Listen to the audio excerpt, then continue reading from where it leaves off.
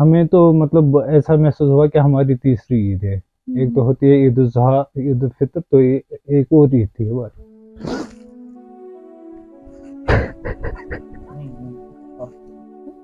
یہ تو خوشی کی بات ہے، یہ خوشی کی بات ہے. محنت کر کے انسان آگے بڑھتا ہے. آپ حوصلہ رکھیے، آپ حوصلہ رکھیے. تو خوشی کی بات ہے. حوصلہ رکھیے، حوصلہ رکھیے.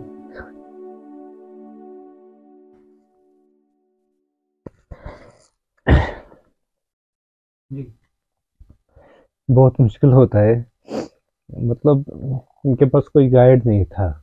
ابھی میں موجود ہوں ماڈل ٹاؤن سوپور میں، اور ابھی میں جن کے گھر پہ ہوں ان کا نام ہے پیرزادی نادیہ امتیاز، جن کو کل جو ہے president of India Draupadi Murmu کے ذریعے گولڈ میڈل دیا گیا. کشمیر یونیورسٹی کے کانوکیشن میں جب ان کو اعزاز سے نوازا گیا، بہت ہی فخر کا مومنٹ تھا پورے جموں کشمیر کے لیے. تو آئیے بات کرتے ہیں نادیہ سے اور جانتے ہیں کہ ان کو اس وقت کیسا محسوس ہوا. تو نادیہ، پہلے تو کانگریچولیشنز اس فیٹ کے لیے. تو مجھے بتائیے کہ آپ نے کبھی ایکسپیکٹ کیا تھا کہ آپ کو پریزیڈنٹ کے ذریعے ایوارڈ سے نوازا جائے گا؟ دیکھیے، جو یہ گولڈ میڈل ہے اس کے لیے تو میں پہلے سے ہی پریپیئر کر رہی ہوں. مطلب کالج لیول کے بعد ہی میں نے سنا ہوا تھا کہ بیچ ٹاپرز کو گولڈ میڈل ملتا ہے، تو میں تبھی سے اس کے لیے محنت کر رہی ہوں. اینڈ تک، برابر اینڈ تک میں لگی تھی. جب تک ہمارا 4th سیمسٹر سارا کچھ کمپلیٹ نہیں ہوا تب تک میں پوری محنت میں لگی تھی. تو یہ تو پتہ ہی تھی، مطلب بیچ ٹاپر ہوں میں. تو اس کے 4 چاند تب لگے جب ہم نے سنا کہ ہماری president of India Shrimati Draupadi Murmu صاحبہ ہماری چیف گیسٹ ہے اور وہ ہمیں فیلسٹیٹ کرنے والی ہے. تو اس سے تو 4 چاند ہی لگ گئے. بہت خوشی ملی ہم لوگوں کو. اچھا، مجھے بتائیے کہ آپ کے میجر سبجیکٹس کیا تھے یونیورسٹی میں؟ یونیورسٹی میں تو ہمارا تو سوشولوجی ہی رہتا ہے. پھر اسی کے انڈر ہمیں اسی کے ڈفرینٹ برانچ وغیرہ ہمیں پڑھنے پڑتے ہیں اسی کے انڈر جو آتے ہیں. تو سوشولوجی ہی تھا میرا. ٹھیک ہے. تو جیسا کہ آپ نے بولا کہ آپ کا پہلے سے گول تھا کہ گولڈ میڈل حاصل کرنا ہے، بٹ ایز اے سرپرائز آپ کو یہ پریزیڈنٹ کے ہاتھوں ملا، بہت بڑی بات ہے. تو مجھے بتائیے کس طرح سے پریپیئر آپ نے اس کے لیے کیا تھا؟ پریپریشن تو ہمیشہ سے ہی، مطلب جیسا کہ میں نے بولا کہ میں تو ہمیشہ سے ہی فوکسڈ رہی ہوں. تو مجھے پتا ہوتی ہے کہ مجھے کیا کرنا ہے، اور میں اپنا جو پورا ہے پوٹینشیل اور اپنا ہارڈ ورک لگا دیتی ہوں اس چیز کو اچیو کرنے کے لیے.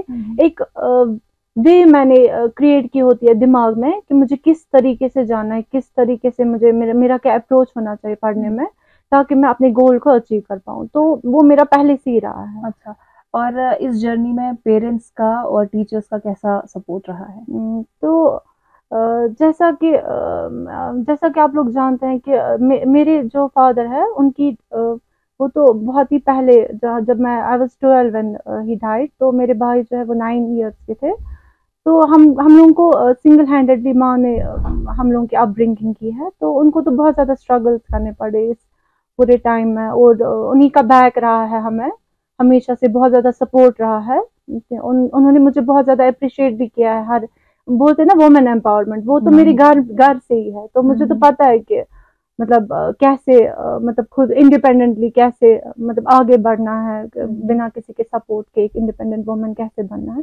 تو اسی کے مطلب وہی کرنے کی کوشش میں چاہتی ہوں کہ مطلب میرا کریئر بہت زیادہ بہتر بنے تاکہ میں آگے جا کے بھی جیسے میری ماں سنبھال پاتی ہے گھر کو بھی، اکنامک اسپیکٹ سے بھی گھر کو سنبھال پاتی ہے، اور جیسے کہ وہ پھر ہم لوگوں کا وہ جو ہوتا ہے مطلب گھر بھی چلانا، باہر کا بھی سارا کچھ دیکھ لینا. تو مجھے تو انہی سے ہی بہت زیادہ موٹیویشن ملی ہے. تو رہی بات ٹیچرز کی، تو ٹیچرز کا بھی بچپن سے ہی بہت اچھی اسکولنگ ہی میری بہت اچھی. میری schooling model public school Sopore سے ہوئی ہے. تو بہت اچھا اسکول رہا ہے. وہاں کے ٹیچرز سے بھی بہت زیادہ انفلوئنسڈ رہی ہوں میں. پھر میرا جو ہے سری نگر سے میرا پھر 10th 12th اور کالج لیول کا بھی وہیں ہو گیا.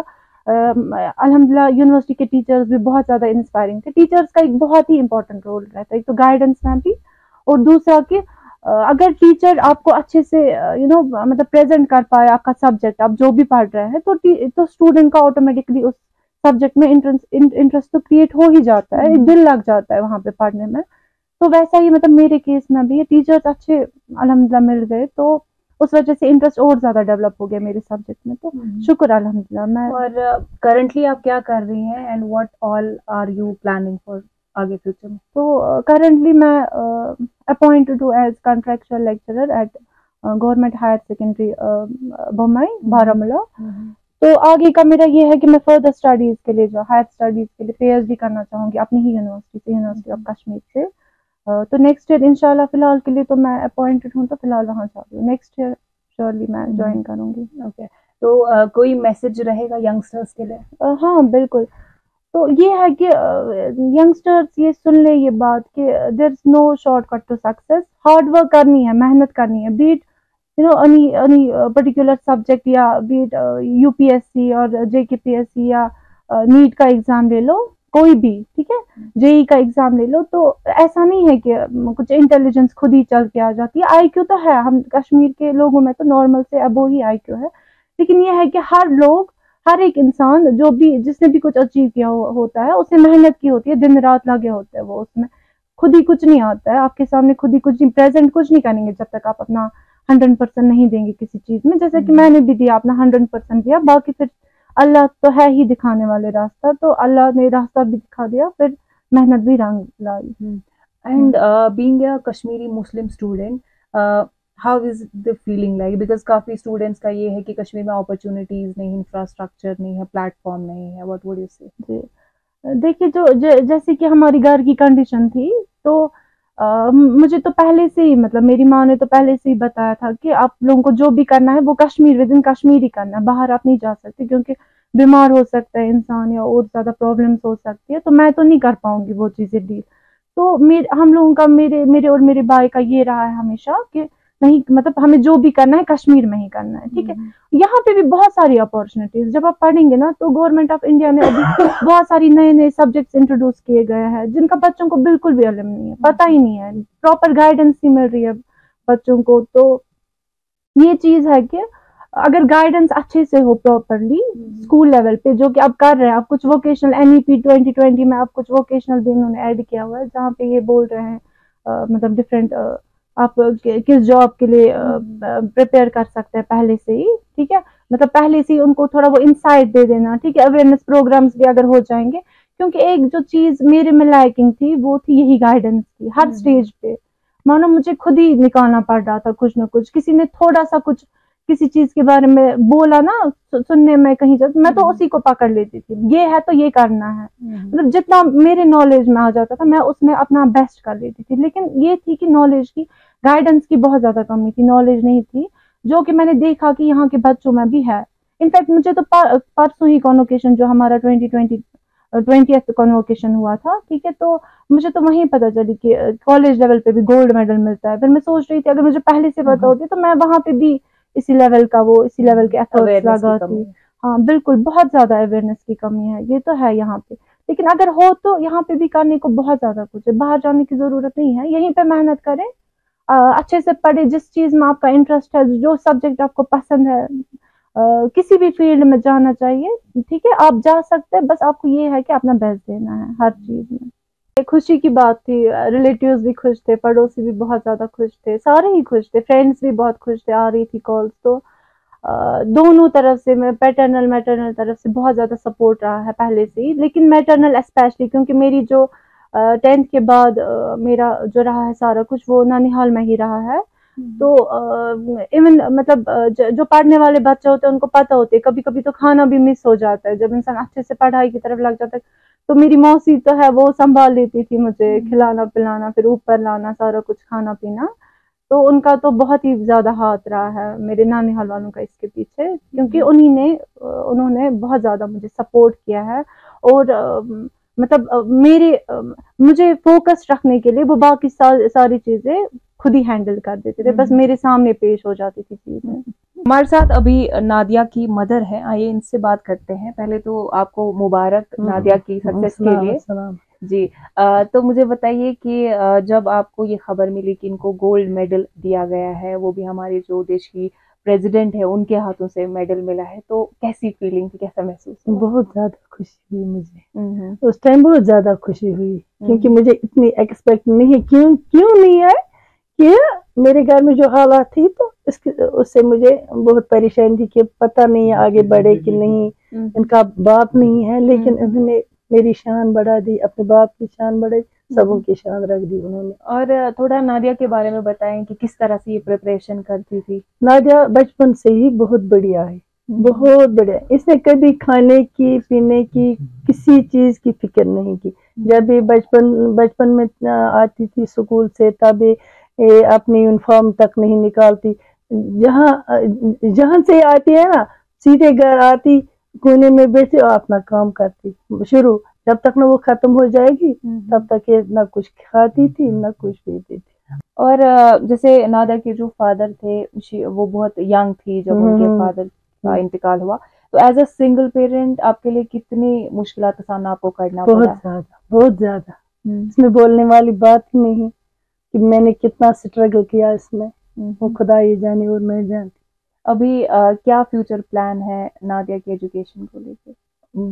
میں بہت کچھ سوچتی تو یہ اس کا اب اپنا مسئلہ ہے، میں زیادہ زور نہیں دیتی ہوں اس پہ، کیونکہ بچے کو اپنی ہوتی ہے، جب وہ پڑھنے کے لیے بولے گی میں پڑھوں گی آگے تو میری طرف سے آزادی ہے، فری ہے میری طرف سے، پھر اپنا اس کو کیا کرنا ہے وہ خود ہی سوچے گی۔ یہ میں سوچتی کہ یہ پی ایچ ڈی کرے۔ ہمیں تو مطلب ایسا محسوس ہوا کہ ہماری تیسری عید ہے، ایک تو ہوتی ہے عید الاضحیٰ، عید الفطر، تو ایک اور عید تھی ہماری۔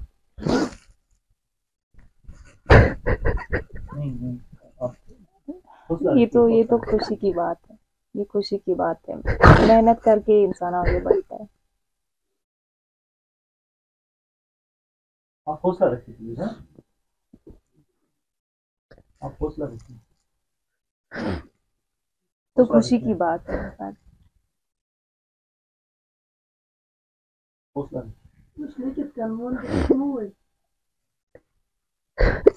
رکھیے۔ بہت مشکل ہوتا ہے، مطلب ان کے پاس کوئی گائیڈ نہیں تھا، جو بھی تھا انہوں نے خود کیا ہے، اور ہم نے بھی آزادی دی تھی ان کو، مطلب جو بھی انہوں نے پڑھا ابھی بھی، مطلب اس چیز کے لیے ابھی بھی آزاد ہے۔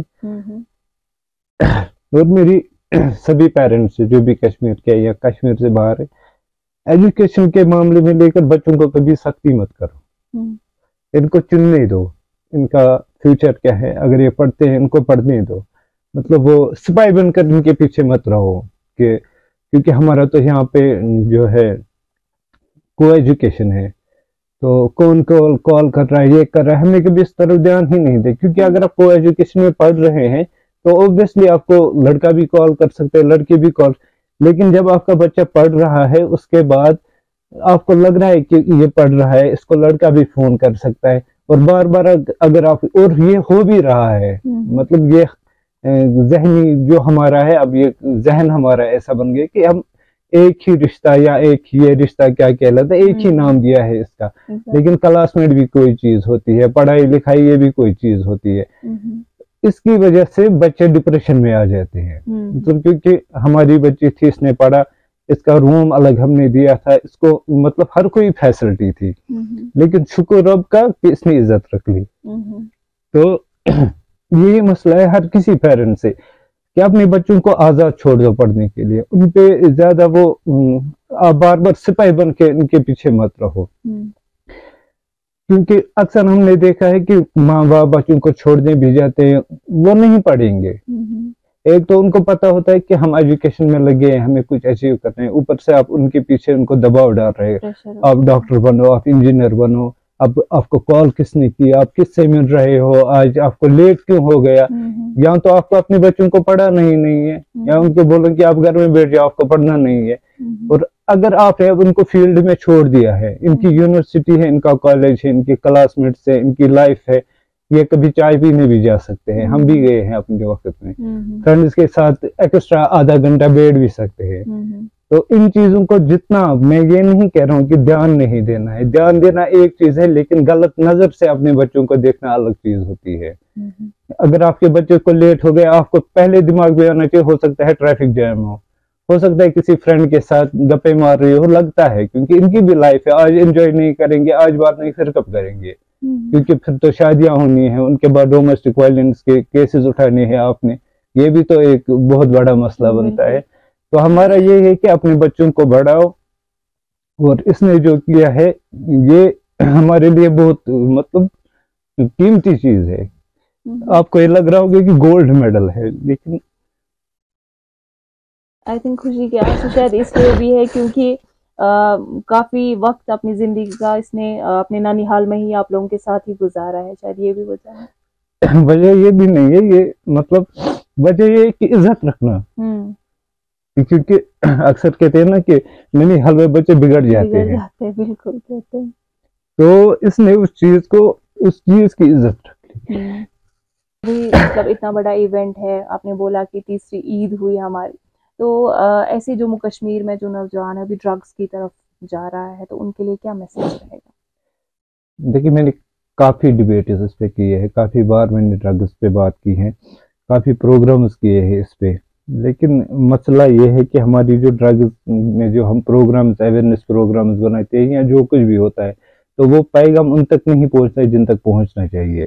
آپ کے جب ڈرگز کے پروگرامز ہوتے ہیں، اویئرنیس ہوتا ہے، اس میں آپ کے ڈاکٹر آئیں گے، اس میں ایڈمنسٹریشن کے لوگ آتے ہیں، سوشل ایکٹیوسٹز ہوتے ہیں، لیکن وہ ڈرگ ایڈکٹ کہاں آتا ہے اس میں؟ تو ہمیں تو علاج مریض کا کرنا ہے نا، اور مریض ہمارا ایبسنٹ ہوتا ہے. اور اگر آپ دیکھیں گے جو یہ ڈرگ لینے والے ہوتے ہیں، یہ تقریباً 80% ان میں ان ایجوکیٹڈ، ان اویئر لوگ ہوتے ہیں، ان کو پتہ نہیں ہوتا ہے کہ ہم کیا کر رہے ہیں. اور اگر آج کی ڈیٹ میں زیادہ تر لڑکیاں بھی اب اس میں مطلب جو نئے سروے وہ انوالو ہو رہے ہیں، اور وہ ایجوکیٹڈ ہوتی ہے، لیکن ڈرگز یہ ایک بہت بڑا، ہم کیا کہیں گے اس کو، کہ یہ اس طرح سے نا اب یہ بیٹھ گیا ہے کشمیر میں. جیسے مطلب موسم 4 ہوتے ہیں ہمارے، ویسا ہی مطلب شادیاں ہوتی ہیں، یہ ہوتا ہے، یہ اب کلچر بن چکا ہے. کیونکہ ایسی فلمیں بن رہی ہے جس میں آپ دکھاتے ہیں کہ ڈان ہے اور وہ ڈان ڈرگز لے رہا ہے، آپ انسپائر ہو رہے ہیں. اب آپ پہلے تو ایز مسلمز ہم داڑھی رکھتے تھے کہ نبی کی سنت ہے صلی اللہ علیہ وسلم، اب داڑھی اس لیے رکھ رہے ہیں کہ فلانی ڈان نے KGF میں رکھی ہے، ٹھیک ہے. تو اسی طرح یہ ڈرگز کا جو معاملہ ہے، یہ تب تک صحیح نہیں ہوگا جب تک ان پیشنٹس کو جو مطلب ہم کہیں گے ڈرگز لے رہے ان کو اویئر نہیں کریں گے. ہمیں ضرورت ہے ان کو اویئر کرنے کی، نہ کہ ان لوگوں کو جو آلریڈی اویئر ہے. مطلب میں کسی بھی کمشنر کے آگے یا کوئی بھی ایڈمنسٹریشن کا ہو جو اچھے پروفائل کا ہو، یا کسی لیکچرر کے سامنے اس بارے میں کہوں گا ڈرگز پھیل رہے ہیں، ڈرگز دے گا، وہ صاحب بھی اس سے اویئر ہے، میں بھی اویئر ہوں، لیکن بیسک مسئلہ یہ ہے کہ اس پہ کام کہاں ہو رہا ہے. ہمارا یہاں پہ ایک ہے ابھی DDC کا ڈرگ ڈی ایڈکشن سینٹر جو عیدگاہ میں ہے، اس میں کچھ لوگ آتے ہیں مطلب جو چاہتے ہیں کہ ہم ڈرگز نہ لیں، یا کوئی ریلیٹیو ہوتا ہے وہ لا کے رکھ دیتا ہے وہاں پہ وہ پولیس کا ہے وہاں پہ، تو وہاں پہ کام ہو رہا ہے اس چیز کا.